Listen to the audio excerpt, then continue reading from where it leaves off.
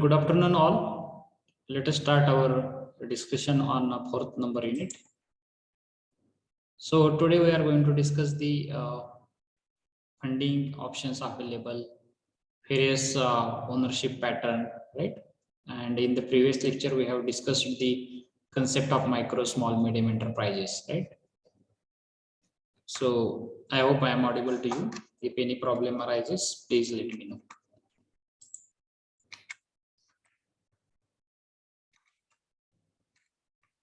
In the previous lecture, we have seen, according to the investment in the organization, enterprises are classified into micro, small, medium, and large organization. And this classification is made based on the MSME Act 2006. And while doing this categories, there are two parts. One is manufacturing sector and service sector. Why government has made these two sectors separately? As all of us know, investment in manufacturing industry requirement is more as compared to service industry. That all of us know. So that's why these categories are made. And we also understood like why there is a this kind of classification. Purpose is that government want to give subsidies, various concessions. For that purpose, government should know in which category that particular organization is. For that purpose, this classification has been made. Right. So in examination, question will be like that. Describe the various definitions according to the MSME Act 2006. Most of the time in MCQs, these numbers are asked like according to MSME Act 2006, what is the investment range for the small scale industry in manufacturing sector or service sector? Like that question will be there. So if you remember this chart, easily you can answer the question. Also, we discussed the various activities entrepreneur need to perform while establishing the organization. So that discussion we made in the previous lecture. And I think we were at this particular point, that is ownership pattern, right? So ownership pattern means who will be the owner of your organization, how many owners will be there. So we discussed in previous lecture like there is no best form of ownership. By this statement I have made, reason is that depending on entrepreneur situation, that owner is having choice, like which pattern he should choose, whether he should go for the private limited, whether he should go for partnership, or whether he should go for the sole proprietorship.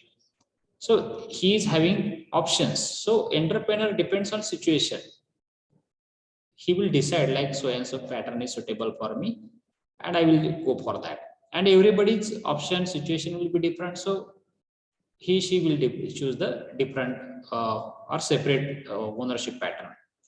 So general factor people consider while taking this decision. So first factor is that control of business. If you are able to control your organization by yourself, then no problem, you can go for it. Getting? Or you need some partners, maybe for investment, as well as you need support from somebody. So in that case, you should take the benefit of your partner. So whether you are able to control your business, or in another aspect, like whether you want to give your business control to somebody's hand, that is depends on you. That factor you have to consider. Or this organization is little larger, you are not able to control it. Again, managerial abilities. As a owner, whether you have managerial abilities, if you are not having, you can have a partner who is having that ability. If you are not having that capacity, then you have to take a partner for controlling it, for managing it. Then how much cost is required for establishing organization, whether you need shareholders, whether you need partners for investment, how much responsibility, how much liability you can take, and how much tax consideration you have taken, like how much I can pay. So various factors are considered during decision regarding ownership pattern. Getting? So let us discuss one by one this ownership pattern. All of us know there are three basic patterns. First one is a sole proprietorship. Second one is a partnership. Third one is a private limited company. There are basic three types. So let us discuss one by one. Characteristics of sole proprietorship, advantages of sole proprietorship, and disadvantage of sole proprietorship. Let us discuss one by one. So what is the characteristics of sole proprietorship? If you understand the characteristics, advantage, disadvantage, easily you can understand what is it. So sole proprietorship itself is indicating there is only one person who is responsible for the all activities. And here in sole proprietorship, first characteristic is that one individual is a owner. Only one person is there who is having ownership. And such a kind of organizations are very simple to start as well as end. Why I am making this statement? Because there is no need to take permission from your partners, your various investors, so or some governments. As you are having your ownership with you, you are the owner. Why there is no need to take any permission from director, partner, your shareholders like that. And it is very easy to end also, because you have to decide. You are the one person who will decide whether to start, whether to stop. It's in your hand, so you will decide that. And owner is liable for all the debt of the business. Owner is liable for all the debt of the business. Means what? That owner is responsible for all activities in the organization. Whatever loss, profit, there is only one person, so that person only has to handle this. And he is responsible for all the activities in the organization. Getting? The next one is that capital invested by one owner only. Capital invested by only one owner. As you have not taken partner, so where is the question, like who will give money to you? So basically in this pattern, owner is only the investing all money, and whatever activity business management is done by only owner. सो आपण दुकानामध्ये बघतो किराणा मालाचं दुकान किंवा छोटे दुकान असतात त्याच्या प्रोप्रा लिहिलेलं असतं मराठीमध्ये. बघितले कधी? प्रोप्रा, त्याचं काय मिनिंग आहे? प्रोप्रायटरशिप. बरोबर. तर बऱ्याच ठिकाणी आपण बघतो प्रोप्रा आणि त्या व्यक्तीचं नाव पुढे असतंय. So it is nothing but that organization is related to sole proprietorship. Now what are the advantages of this kind of proprietorship? First advantage is that no restriction limit to capital. You don't have any restriction related to capital. You can invest as much as whatever you can. There is no restriction. Then quick decision making. As you are the only one owner, easily you can take decision. तुम्हाला वैयक्तिकच दे, तुमच्याकडे दुसरं कोणच नाहीये. You need not to take permission from anybody, as you are the only one owner. So quick decisions can be possible. And very few legal requirements are there. Very few, because only your documents are required. And one more very big advantage is that whatever profit will be there, that will be yours only. All profit belongs to you only as an owner. What are the disadvantages? Obviously, everything has pros and cons. Unlimited liabilities. Unlimited liability is nothing but all responsibility is with you. You have to handle all the things. Recruiting the people, making the salaries, handling the problems in the organization, like that. And lack of continuity. Here meaning is that suppose you are not there, so if you are not there means your business will not run. It is like that. So continuity, आपण बऱ्याच वेळा बघतो प्रोप्रायटर्स generally दुकान बंद करून लगेच जातात, एकटाच असतो ना तो. So he is not having support of anybody. Getting? So this is the disadvantage. Getting? Any doubt in this particular point?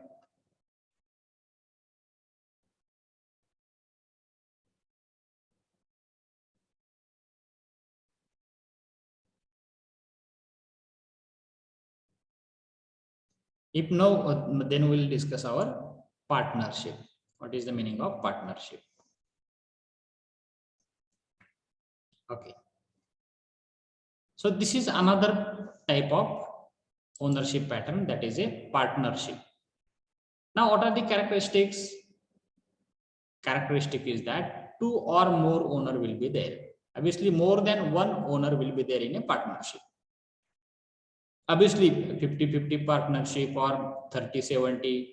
So it's depend on that particular partner. So some people say how depends on investment that partnership will be given. Sometimes people say 50-50% partnership. Depends. So various your terms and condition, mutual understanding depends on that particular things are there. Then next one is that each partner must make contribution to the organization. This is a requirement in this partnership. Otherwise, there is a chance of failure. So generally, that's why I generally recommend you be a sole proprietorship, but don't go for the partnership. Do you know why I am telling this? Because there are chances of failure. Because two people at the beginning, they will be having same thought process, but whenever there is a loss, whenever there is a huge profit, then their opinion becomes different. And or sometimes one person is contributing a lot, another partner is not contributing a lot. So in that case also there is a chance of failure. So therefore, I generally not recommend partnership. Sometimes people say, I will take partner from my family. Still problem is there. So generally, if you make the on paper things clear, in partnership, that care you have to take. Obviously, there is some legal things are required, which the things maybe on bond paper, you people have to take the details like how much money you have invested, whose land it is, how much profit we should share, how much we should reinvest. Right? So whatever problems will arise in future, that should be resolved in the beginning on the paper itself. So you should be very transparent while making the partnership. आणि जवळपास सगळ्या partnership fail होतात. It is not running lifelong. So therefore people go for private limited company. So people take as a director and they collect shares like that. So in a private limited company, all details are there already. So it is important. And partners are jointly liable for debt on the business. It is one of the characteristics. What is the meaning of this statement? All partners are responsible. Getting? Then advantages of partnership. What are the specific advantages? Combination of new skills and idea into a business. Obviously, suppose somebody is having good managerial skills, somebody is having good technical skill. And if you combine both these things, definitely there is a benefit to business. Getting? So this is one of the aspect.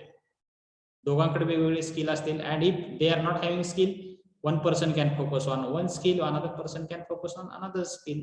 They can strengthen their skills, and if they combine their skills, ideas, then definitely business will grow. Getting? Another thing is that shared responsibilities for decision making. Most of the time decision making becomes very critical. One person cannot take decision. So in that case, you can distribute the responsibilities, not only for decision making, but for all the activities, because burden will be reduced and efficiency will be increased. So this is having advantages. That's why people go for the partnership. Somebody may have money, somebody may have land, somebody may have managerial skills, somebody may have technical skill, somebody is having good marketing skills, somebody is having good bargaining skill. So it depends. So if you distribute the responsibilities, if you share the responsibilities among the partners, definitely it is a benefit to the your organization. Then another one is that motivated to work hard due to shared profit. Most of the time people say like, if I work hard, then profit will be more. So everybody will be motivated there. And very few legal requirements are there. Just on bond paper also, if you have agreement, if you have written things, so at your level, that legal requirement can be completed. There are certain limitations also, like liable for the action of other partner. Suppose one person make the fraud in the organization, in the partnership, or any misbehavior in the organization. Obviously, another partner is also getting affected due to that. So therefore, it is very, very essential that behavior should be of both the people should be done properly in the organization. Discussion between partners can slow down the decision. Suppose you are the 5 partners and doing one organization, and you want to take the quick decision. One person is out of station, one other person is ill, one person is don't want to respond, or he is not agree with that decision. So it is a very slow down decision making process, because all people, if you will not gather together, then you cannot take the final decision. Getting? So it's your loss only, of your organization loss only. So decision making is not faster as compared to sole proprietorship here. Problem can arise if any one or more partners are lazy, inefficient, dishonest. If such a characteristics are there with your partner, who is not reporting on time, who is spending much more time to perform simple activity. Sometimes people are dishonest, whatever profit margin they are not contributing. Many issues are there. And if such a partner, if you have, then it is a very, very big disadvantage of this partnership. Understood the concept of partnership? Actually, when you will establish your own organization, that time you have to choose the appropriate one. Should we proceed? You understood the concept of sole proprietorship, partnership?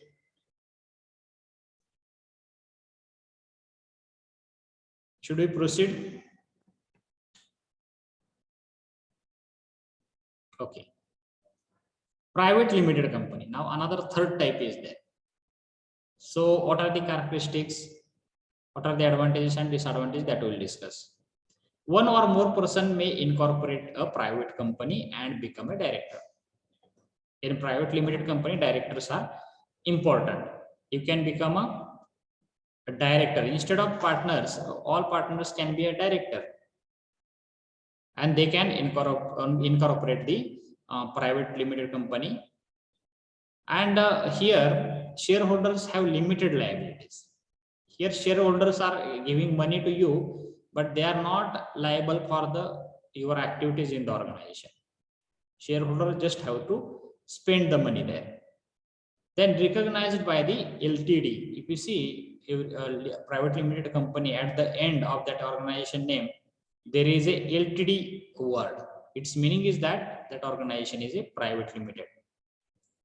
There are so many advantages like limited liabilities. If any director makes wrong behavior, any problem, any fraud, so remaining people will not be responsible for it. Then it is legally registered and regulated. In the first unit, we have seen as a content behind, like a Ministry of Corporate Affairs. Have you seen? Have you remembered? So that website we have seen there, how registration should be made for private limited company. So that procedure we have seen. So basically all private limited companies are legally registered and regulated with government. And due to that, it is very easy to sell the company. You have all legal requirement, everything, just you have to transfer the document, another person can purchase it. Getting? And one more disadvantage is that transferability of shares are restricted. Suppose you want to transfer share of your own, any shareholder to another organization, so it is not allowed. If your person has taken the share in your market, share in your organization, he has to get the returns from your organization. You cannot transfer due to your, if your organization is not, you have closed your organization, then that share should not be transferred to anybody. You should return that amount. So this is the meaning of transferability is restricted. Now we have seen these three types: sole proprietorship, partnership, private limited company.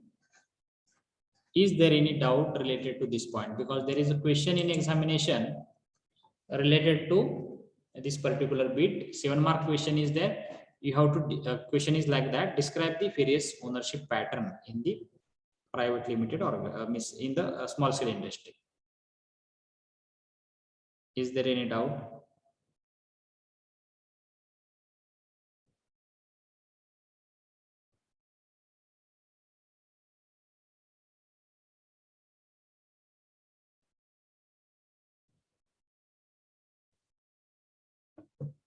Any problem, any input, any comment?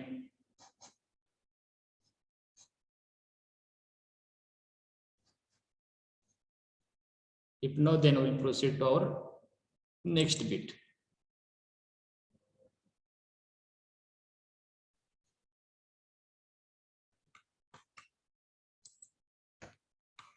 Should we proceed?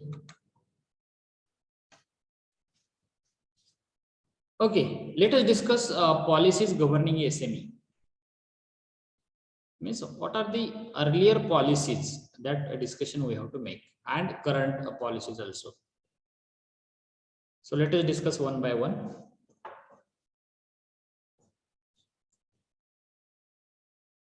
Basically, after independence, all of us know that economic planning were made in the India, and after that, various industrial policies resolutions are announced by government, and that industrial policy resolution is indicated by IPR in short. And if you see, IPR 1948 is there, 1956 is there, 1977 is there, 1990, and after that 1997, and so on. There are so many policies. So now we'll discuss that also. So let us discuss IPR 1948. So in 1948, main rural industrial units were there, right? So like small jobs, repair shops, handloom units. So IPR 1948 was mainly concerned with protection of those industry. After independence, government has decided, Indian government has decided, we have small scale industries, but we should protect them, that we should protect that particular industry. So that was decided by that particular IPR protection, because that time organizations was there, and due to this British people, many organizations become handicapped, but still small units were there. So government decided that at least we'll protect them. ते बंद करायला लागले, at least त्यांना चालू करण्यासाठी support करूया. Then again IPR 1956 came almost after 12 years. Getting? So along with protection to the rural industries, they have focused on development of those units. What was the another recent after 1948? What are the another IPR? In previous IPR, just they focused on protection, but in 1956 they decided that we should give the development also. We should support them. We should enlarge their organization. For that purpose, support should be given. Then next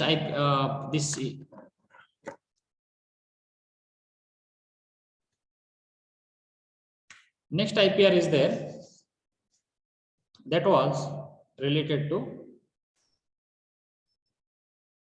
this promotion also. Along with protection as well as development, one more aspect is added, that is a promotion. In 1977 IPR, they decided like we should promote the existing organization. They observed many problems before 1977, like asymmetrical development, unemployment, so many problems were there. So they decided that if you promote the already existing organization, then unemployment problem may solve. Again, the small scale industries may grow like that. So IPR 1977 includes protection as well as development as well as the promotion. Then IPR 1998. Basically, this IPR is re-emphasized the spirit of the 1956. So in 1956, we have seen another IPR, like there people focused on the protection as well as the development. म्हणजे 1956 चाच IPR 1980 ला आहे, त्यांनी काय केलं, फक्त रिएम्फसाइज केलं, त्याच्यावर focus केला, त्याच्यावर भर दिला, and they tried to protect as well as to develop. Then IPR 1990, basically it introduces the measures of economic liberalization and simplified rule and procedure. Various export related procedure, various government norms. So what they done, they simplified it and they started developing the existing organization. So like that, simple policies were there. And now after 1990, again in 2000, 2008, various policies were there, like export concessions, excise duty related, especially related to taxes. There are the various policies. So in coming bits, we are going to discuss various policies also. Is there any doubt? Very small bit was there. So there were only MCQs on this particular previous bit. They will ask the IPR as well as they will ask the what activities, what policies were decided in that particular IPR. Done?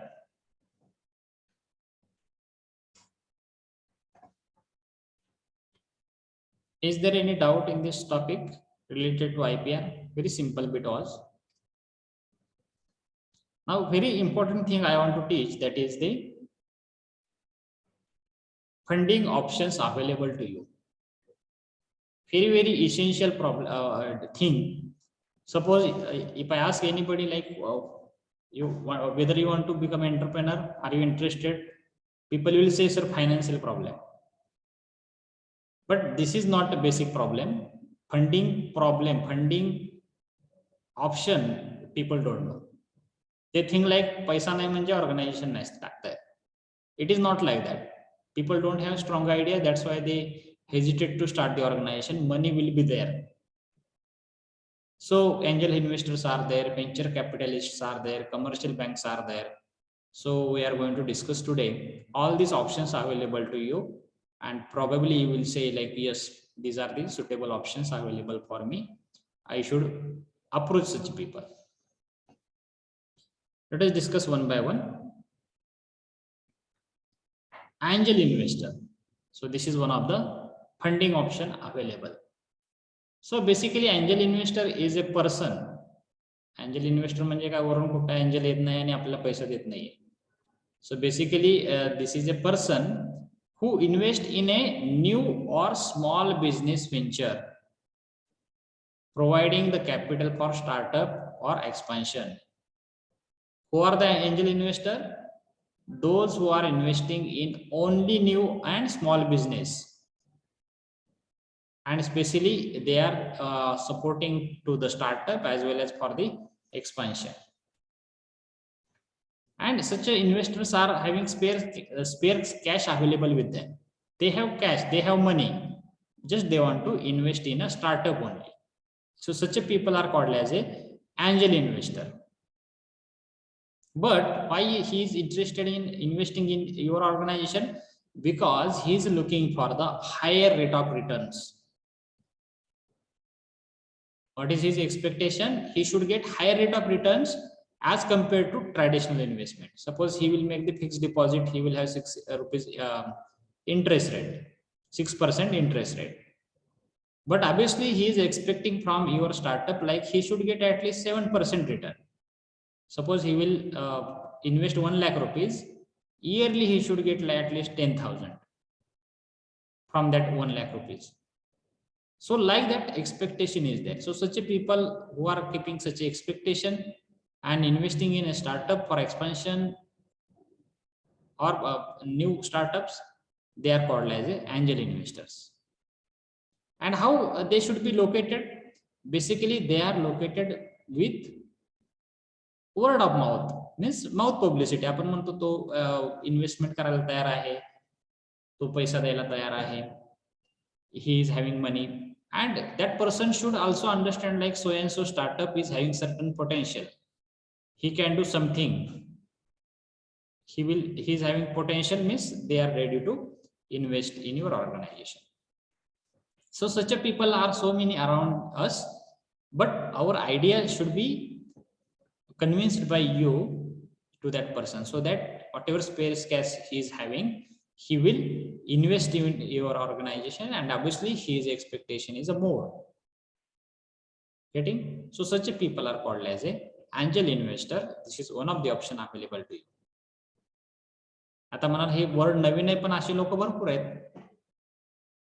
Getting? So many people are there in the market, society, those who are having money, but they don't want to start their own startup, but they want to help the potential entrepreneur, small ventures especially, and they want to get the high returns.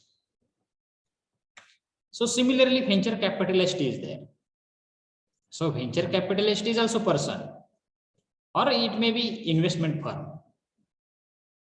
And those people, that person or that organization makes the investment in the organization.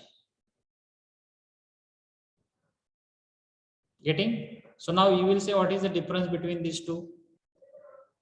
First difference is that venture capitalist may be person or investment firm, but venture capitalist, this venture capitalist may be person or investment firm, but angel investor is person only.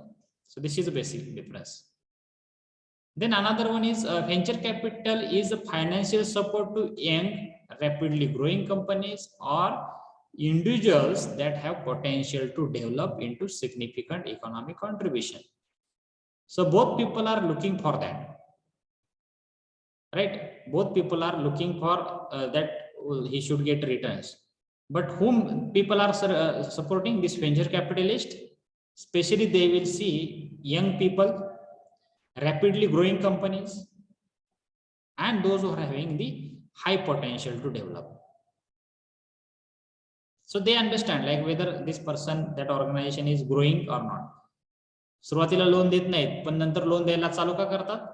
बँकाची लोक, बाकीची लोक, कारण त्यांना माहित असतं हे organisation grow व्हायला लागली आहे. So I should give support, financial support, so that I will get the returns.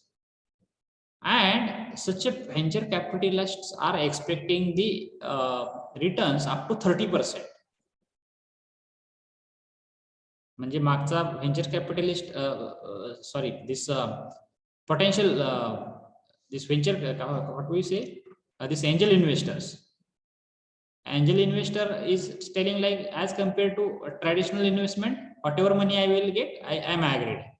But 30% return means it is not as per the traditional investment. It is something, right, different. So venture capitalist is having highest expectation compared to angel investor. And one more thing is that this venture capitalist is always registered under the SEBI, Security Board, Exchange Board of India, right? Security and Exchange Board of India. So under them, that venture capitalists are registered. Registration is mandatory. But in this previous case, angel investor, there is no mandatory thing. That person need not to register for the SEBI. Getting? So this is another difference.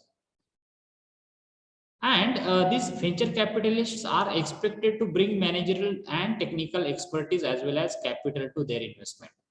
So venture capitalist is not only providing investment, they also support the financial thing, this managerial thing also, even technical also. They provide both expertise to that particular firm along with the investment. But this previous case, angel investor is a person who is supporting for money, but venture capitalist is supporting for managerial aspect as well as technical aspect. Getting, so these both funding options are available. These are not bank. These are people already registered under the government, and they want to support you financially, but they expect the high returns compared to traditional investment.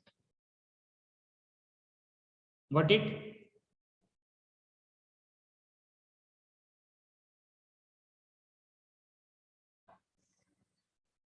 Anybody want to ask doubt related to this bit?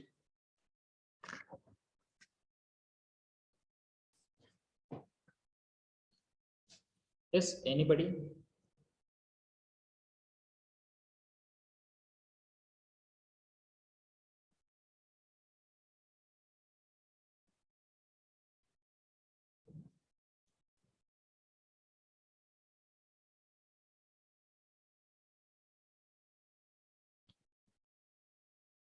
Should we proceed?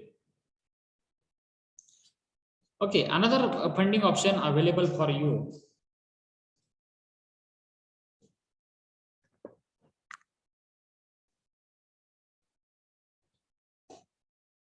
Commercial bank. So all of us know commercial banks are those profit-seeking institution which accept the deposit from public and give the advance money to individual. All of us know, right? Banks basically they don't have their own money. What they do, they collect money from the public. They accept money, they deposit in their bank from public, and same money they are giving to individual, those who need. Obviously, bank people are just, commercial banks are just mediator. They don't create money, right? They get, but how? Maybe interest and all this, from that they generate the money. Suppose one person is depositing money in the bank, suppose 1 lakh rupees, and obviously that person is getting return yearly like 6,000 rupees per 1 lakh. Suppose one person came to them, to bank person, and he will ask like, yes, I want 1 lakh rupees. Bank will give same deposited amount to that individual person who want. But obviously bank person will ask like, you have to give the 8% interest rate or 10% like that. So those who are depositing, for that person they are giving 6 rupees, 6% interest, and from those for whom that person has given money, from that person they are getting 10%. So if you see, there is a 4% gap, and that is profit of commercial bank. Getting? So that 4% means they create money in that way. Among the salary of employees, infrastructure charges, and all this like that. Getting? So such a commercial banks are one of the option available for you, and ample amount of money they are ready to give. But at what stage? When you are already existing entrepreneur, and if you show the previous statement of your money to them. In the beginning, it is very quite difficult to get the money from commercial banks. They don't believe on you at the beginning, but once you prove, they will be behind you like, yes sir, take money from our side. They will be behind you, yes, take money from our side, and let it be whenever possible you can repay the loan. So they say assets and all this also, but generally in the beginning phase, commercial banks are rarely give money to this people like you, potential entrepreneur. You need to prove at the beginning, then they are ready to give money. But in at certain cases, like if you have some mortgage, some land along with you, some assets are there with you, then possible. They give money to you also. But if you prove, that time they will not ask the assets and all these things. They will just behind you, yes sir, take money from outside like that. So what is the prime objective of commercial banks? Earning the profit in the form of interest and commission, nothing else. Banks are not for you specially. They are making, commercial banks are there to make the profit, and they have two ways. First one is interest, and another one is the various commissions. The operation of all these banks are regulated by the Reserve Bank of India. So that thing all of us know. So they follow the all rules and regulation, and that is a central bank. All of us know this RBI and Supreme Financial Authority of India. So from that, all regulations are decided, and commercial banks are following whatever interest rate and all these things they decide. The main source of income for the commercial bank is the difference between these two rates which they charge to borrower and pay to depositor. So that I told in the beginning. How they get the income? Difference between borrower charges and depositor charges. Obviously, they take the highest charges from borrower and they give very less to depositor. And that difference, whatever 4% difference example I have given, from that you are getting. So commercial banks are there, private banks are also there. They, once credit is developed, definitely they will give funding to you. So this is one of the option available for you for getting the money. Then this commercial banks are basically classified into two parts. One is a scheduled bank and another one is a not scheduled commercial bank. So under the RBI Act 1934, that classification is made. Schedule bank and non schedule bank. बऱ्याच वेळा असं असतं आपल्याला कुठलं एखादा गव्हर्नमेंटचं काय project वगैरे मिळत असेल तर ते सांगतात की शेड्यूल बँकचा डॉक्युमेंट पाहिजे, शेड्यूल बँकचा चेक पाहिजे वगैरे अशा कंडिशन्स असतात. शेड्यूल बँक मध्ये अकाउंट पाहिजे. सो ऑर नॉन शेड्यूल मध्ये पण चालतं. So basically what is that? Public sector banks त्याच्यामध्ये पण येतात. Are those in which majority of stakes are held by the government. So in commercial bank, a public sector bank under this particular category. So in public sector bank, all stakes, we can say ownership in short form or stakes are held by the government. You can say various bank like SBI, Union Bank like that. In scheduled bank, again one category is there, that is a private sector bank. So private sector banks are those in which majority of stakes are held by the private individuals. ICICI, HDFC. आता ह्या बँका उदाहरण थोडीशी जुनी आहेत, मागच्या वर्षी बरेचसे बदल झाले. So many banks are getting merged. So example I am telling, private sector मध्ये HDFC वगैरे येते, ICICI पण त्याच्यामध्ये.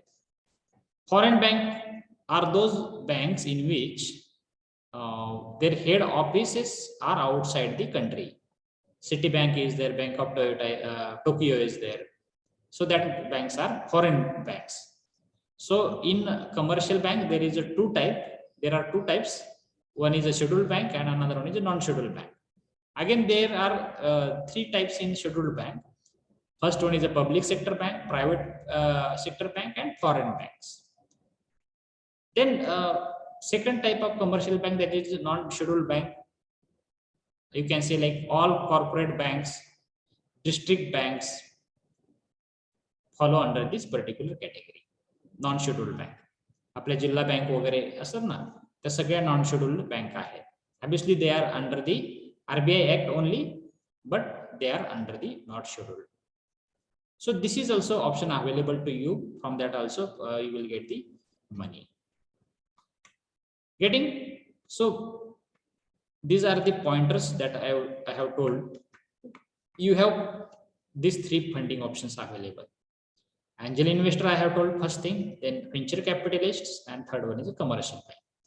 Have you understood these three options which are available to you? Beyond that, one more option is also there, that is a financial institutions. Banks and financial institutions are different, that we will see. But before that, let me see whether you understood this concept of angel investor, venture capitalist, and commercial bank. Got the idea? Anybody want to ask any question? You can raise the hand or put in chat box. I can unmute also and you can talk.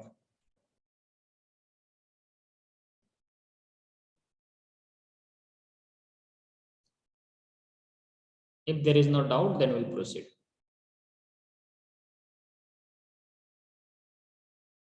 Should we proceed?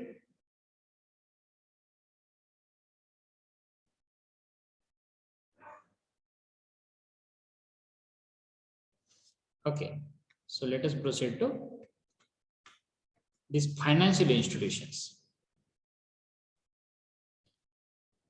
So let us see one by one. SIDBI, Small Industries Development Bank of India.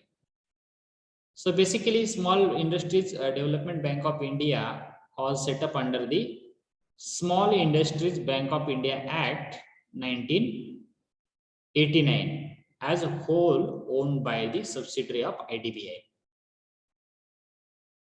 So in MCQ, this question was asked. So when it was set up in 1988, Indian Small Industries Bank of India Act 1989. The SIDBI is an apex institution for promotion of industries, financing and development of industries. So this bank is basically made for the development of the industries, maybe small scale industries, micro scale, medium scale industries, and promoting that also, and giving the financial support also. The initial authorized capital for SIDBI is rupees 50 crores. See, initial authorized capital for SIDBI was 250 crore, which is increased by IDBI up to 1000 crore. For small scale industries, this SIDBI is especially supporting, but how much money? Obviously, this annual amount is there. Up to 1000 crore, there is a support from SIDBI to small scale industry only. What are the basic functions? Refinancing loan. Suppose one person is not able to pay the loan from the commercial bank. Still, SIDBI can provide the finance by looking at the organization's failure and another things. Then granting direct assistance. Various assistance if you need, obviously in financial term, then SIDBI is ready to help you. As well as in discounting in bill. Suppose you are purchasing machineries under the SIDBI and machineries from other country, you are importing machine. Then that time SIDBI is supporting you. They are giving discount in that particular amount. Suppose excise duty and all this, suppose 1 lakh rupees are there and excise duty is of 5,000. Then that time they say like 5,000 can be excused. So like that discounting in the bills, I am telling machinery related, maybe raw material related discounting, all kind of discountings are possible with the help of SIDBI. Then providing the various leasing services. Suppose you need laboratory and you want to go for the testing of some component. So you can go directly to SIDBI. They have facilities, just you people have to give some amount as you have used it. Then extending soft loan and Mahila Udyam Nidhi scheme. One more scheme is there under SIDBI. That is Mahila Udyam Nidhi scheme, specially related to ladies. That scheme is there. It is also under the SIDBI, but that scheme is applicable to only small scale entrepreneurs only. Then extending soft loan. Soft loan is nothing but with less interest. If you are getting the loan, then that loan is called as a soft loan. Suppose regular interest rate is there in commercial bank, suppose 10 rupees per 10% annually, not 10 rupees, 10%. Let us take example. Then this SIDBI can give you interest maybe at 2%, 3% like that. and sometimes no interest rate also. आपण बघतो फार्मर्सला वगैरे आता soft loan मिळतं 3 लाखापर्यंत व्याजदर नाही. So such things are comes under the soft loan.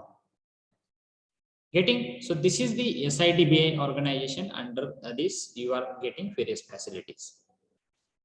So this is one of the financial institution that I have told you. Got the idea? What is SIDBI?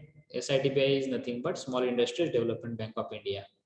So in examination question is like that, write a short note on the SIDBI. People forget the long form, so it is quite difficult to explain in that case. So you should know the long form also. Any question in this particular bit?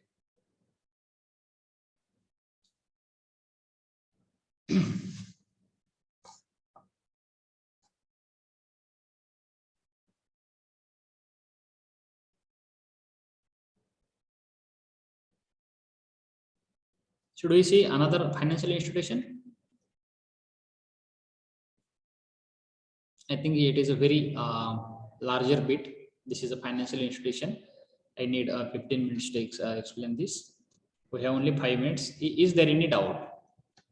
If there is no any doubt, then you can put roll number in chat box and quit the meeting. Thank you very much.